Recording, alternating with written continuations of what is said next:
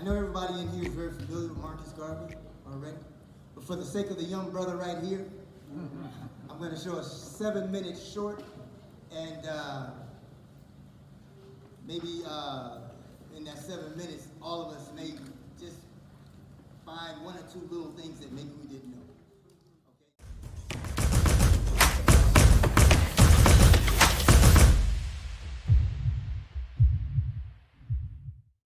The year was 1916, when a 29-year-old Jamaican-born man with a love for Africa, pride in African people, and a vision of Pan-African unity, love, and strength, arrived on America's eastern shores, armed with an impenetrable sense of purpose, duty, and destiny. Just 54 years after the Emancipation Proclamation, 51 years after the end of the Civil War, with the vast majority of blacks in America still mentally enslaved, experiencing widespread race-based discrimination, terrorism, and despair, black codes, Jim Crow, peonage, and lynchings, and economic collapse in a world at war. 90% of the African continent colonized by 7 European nations, and Africans throughout the diaspora, systemically oppressed, with few signs of better days ahead. In spite of these things and more, less than 1 decade after his arrival to America, he was leading the largest black movement in the history of the world. His name, Marcus Mosiah Garvey.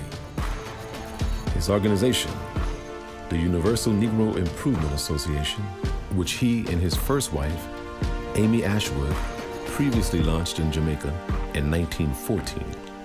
Though the ideology of Pan-Africanism was slowly taking hold amongst some during this era, it was Marcus Garvey's vision of a strong, self-sufficient global black nation, along with his scholarship, total commitment, and organizing prowess that was pivotal in taking Pan-Africanism from theory to practice.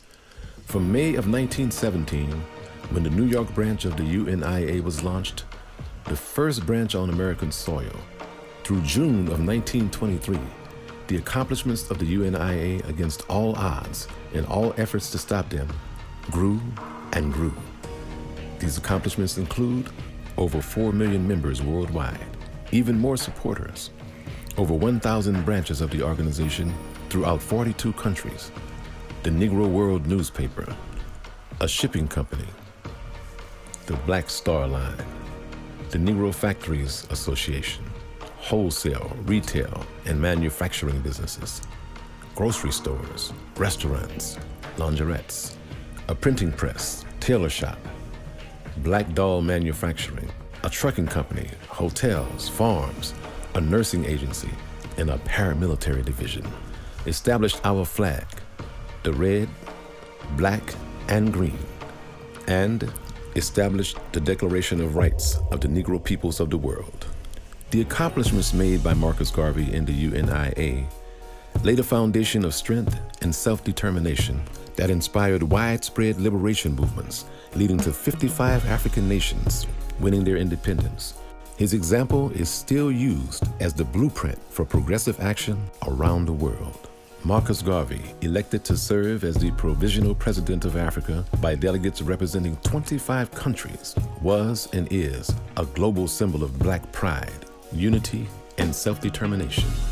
A symbol that directly or indirectly influenced the trajectory of our greatest heroes and sheroes. From activists such as Malcolm X, Dr. Martin Luther King, Fannie Lou Hamer, Steve Biko, Ida B. Wells, and Kwame Ture, to nation builders such as Haile Selassie I, Kwame Nkrumah, Nelson Mandela, Sekou Toure, Elijah Muhammad, Leonard P. Howell, and Jomo Kenyatta. From communities like Black Wall Street in Tulsa, Oklahoma, to the Harlem Renaissance, from scholars and business leaders, to athletes and entertainers, from the early 1900s to this very day. The list of those inspired by the greatness of the Garvey movement and its legacy of black pride, progress, and knowledge of self is endless.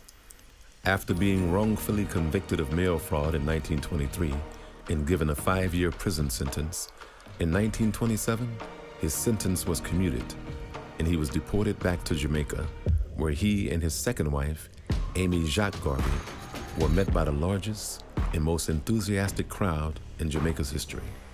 Marcus Garvey transferred UNIA headquarters back to Jamaica, ran a daily newspaper called The Black Man, started the first political party, the People's Political Party, and successfully got 3 members of that party elected to the Kingston City Council. This visionary leader, considered one of the 3 pillars of Pan-Africanism and a prophet of the Rastafarian faith, died of a stroke on June 10, 1940 in London, England, at just 53 years of age. He was survived by his loving wife, Amy Jacques Garvey, a brilliant revolutionary in her own right, and his 2 sons, Marcus Garvey Jr. and Julius Garvey, both endowed with their father's progressive vision and revolutionary spirit. From statues, parades, street and school namings, to books, lectures, and the pouring of libations, Marcus Mosiah Garvey, Jamaica's first national hero, continues to be honored throughout the world. Though physically no longer with us, the spirit of Marcus Garvey is still felt, his contributions still remembered, and his name still recounted during acts of Black pride, acts of Black unity, and acts of Black liberation to this very day.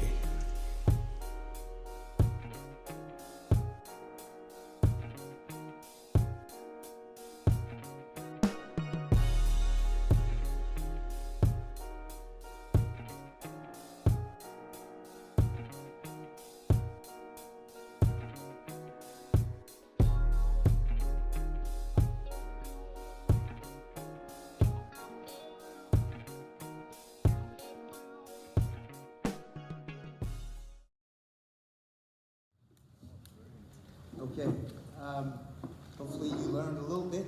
Yes. Thank you. I have the honor now of welcoming the person who we're all here to see. I've had the pleasure of knowing him for about 15 years now. And let me just say, we honor this man not just because he's the son of Marcus Mosiah Garvey. Once you hear him, you'll understand. He is brilliant in his own right. He is successful in his own right. He's a retired vascular surgeon out of New York, and one of the best there ever was. His knowledge, he's not a one-trick pony. He just can't talk to you and razzle-dazzle you about medicine. He can razzle-dazzle you about spirituality, razzle-dazzle you about religion, psychology, Black history, world history, politics.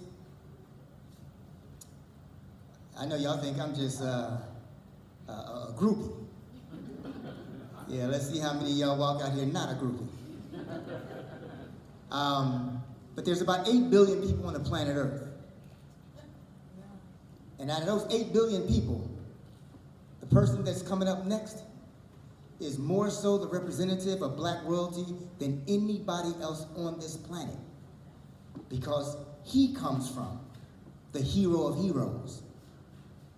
And at 89 years old, he is out here propelling his father's legacy with all that he has accomplished. So let's show our appreciation for the one and only Dr. Julius Garvey.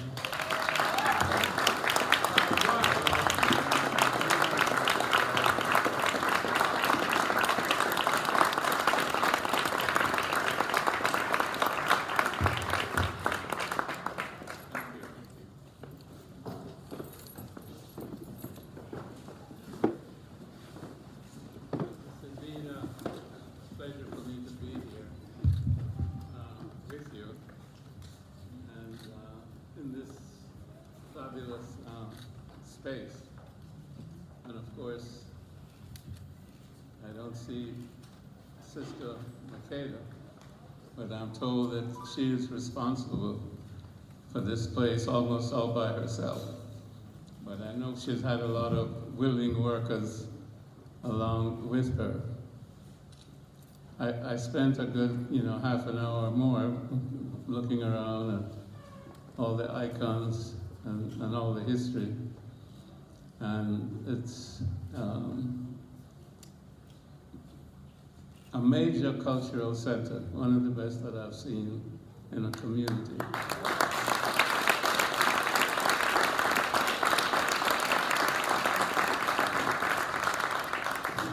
And, everywhere I go, people ask, what are we really going to do? What's the next step? We're looking for the next hero or the next leader to take us out of bondage. But I don't think that's what we really need. I think we need to build our communities. Because that's where we live. And the way of life is the way in which the community functions. If the community is dysfunctional, then it means that the individuals in the community are also dysfunctional.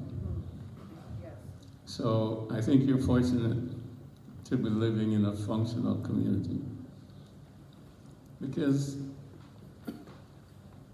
the first unit, of course, is the family. Yeah. And when you go outside the family, then there's the community. It's the place where you work, the place where you go to school, the place where you meet friends, where you have entertainment, and the place where you come to be together and do those things that you think are important. Now, the church provides some of that, but in some sense, the community, to me at any rate, is even more important. And the reason why I say that is because, to a large degree, our church has failed us. Yep. That's a harsh thing to say. But our church has taken us away from ourselves. Yeah.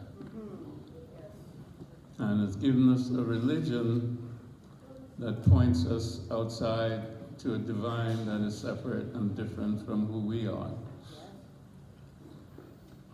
We are a spiritual people. Yeah. We believe that Spirit created us. We do believe that we're made in the image of God. But as my dad said, we vision God through the spectacles of Ethiopia, not through somebody else's spectacles. And that is what we have to get back to. And when I say Ethiopia, we mean, of course, the African. We mean, of course, Nile Valley civilization, which showed us what our spirituality was, because there was no word for religion in Kemet. Spirituality was a way of life. And that's the kind of feeling that I get, or I got when I came in, and I keep getting as I sit here in this space. It's not just a space, it's not just a physical entity, but there's a spiritual presence. And I know that's due to Sister Makeda and the others that she has collected around her, because her spirit pervades the space. Her spirit created the space, put together the different things that you see. And that's how spirit manifests. Spirit manifests through mind and through body and through the activity that you do. So we all have to get back to spirit. And that really is the way that we're going to defeat the system.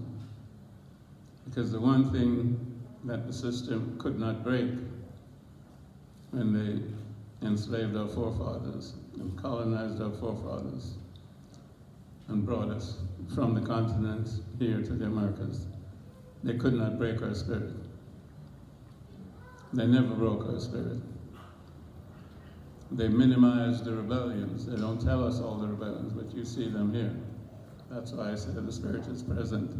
It's an unbroken spirit, because it was rebellion after rebellion after rebellion. Because we're spiritual people, we're a free people. That's our nature, and that's what we've manifested over time. And that's what we have to manifest in community. We can't join the system, because the system does not have spirit as an essential part of it. The system is a materialistic system, and that's all it's concerned with. Gaining something and getting more. And it's all about individualism and competition. And the best person or the greatest person is the one who has accumulated the most wealth. And they put him on Forbes magazine or Time magazine, etc. And they give him to us as our heroes, whether it's Bill Gates or Bezos or Warren Buffett or whatever. And we're supposed to emulate that. But they have no soul. They have no spirit. So what is the purpose of piling up all this wealth? They go to their grave unfulfilled because they've not known themselves. They've not known spirit. But spirit is here, alive and well. And the message from here, and if I can add to that, is knowledge of self. There's a brother over here. Can you stand up with your t-shirt and turn around? Give him an applause, please.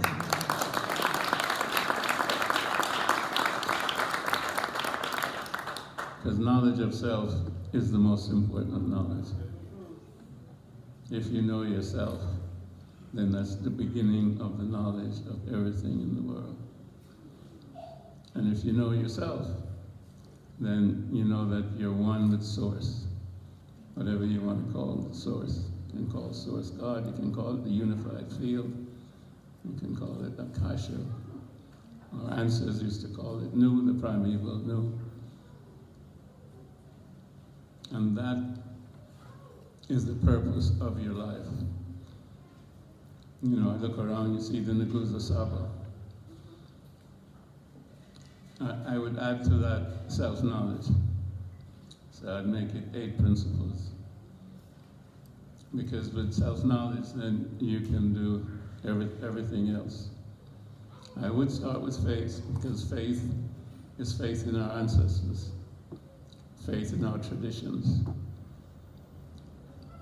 faith in the knowledge that our ancestors got it right. We were the first people and the first civilizations for thousands upon thousands of years before there were any other people or any other civilization. As a matter of fact, we civilized the world.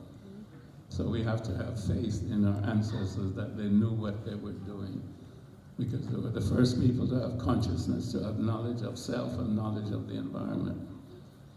So you start with faith, and you educate yourself about your ancestors. So you go from having faith to educating yourself about your ancestors, what they did, what they thought, what their principles were. And of course, the basic principle is ma'at. And you have to go back to that. We're not going to get deeply into that tonight because it's not the occasion, but self-knowledge comes after faith. Because then you practice what your ancestors preached. And it's all there, especially in the story of Auset and Heru. If you understand that, it's a magnificent psychological, spiritual tale that will allow you to liberate your minds. As my father said, we must liberate our minds from mental slavery, because while others may help us to free the body, none but ourselves can free our mind. So we must free our mind through education and through self-knowledge.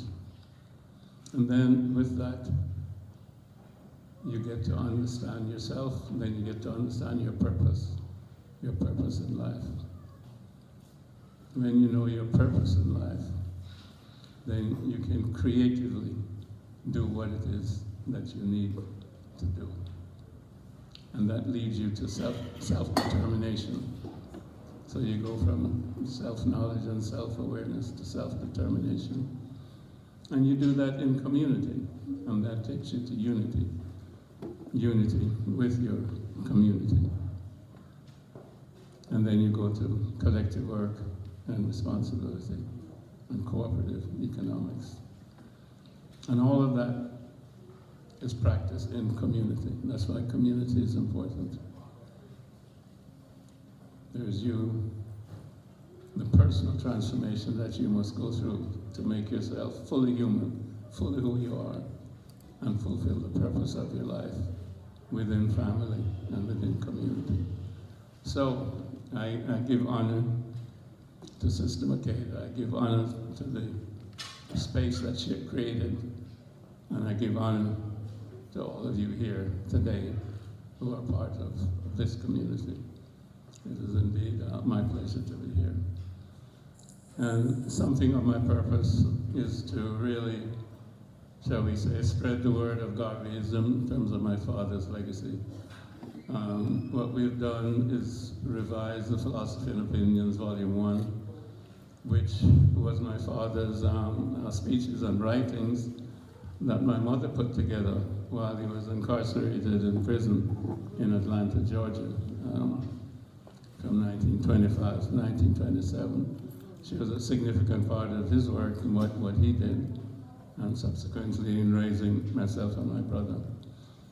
But I know that the young people don't read that much, and the original volumes are quite significant. I've cut this down to a little bit less than 100 pages to make it accessible to those who have short attention span. And I've tried to focus it so when they read it, they can get the essence of what Marcus Garvey was all about. Now, what the system tried to do to him and his organizational structure, and how he was able to survive and indeed triumph over the system. So that's kind of what my purpose is in trying to educate, participate in the education of the younger generation. Because, I think the Black Lives Matter movement is wonderful. It shows a tremendous emotional response, tremendous energy. But I think a lot of the youngsters don't know whose shoulders they stand on. They don't know the history. And when they don't know the history, they don't have the strength. Because if they know they're standing on somebody else's shoulders, then they know they're not alone. It's a fight that has been going on for a long time. And they're joining the heroes and shearers of the past. And they're in very, very good company. So I think it's important for the young generation to know that. So that's part of my purpose in more or less rewriting my father's Volume 1, Philosophy and Opinions. So I'm here, I'm happy to be with you. And if there are any questions, I'll be happy to answer those. Thanks for having me. Thanks for coming up.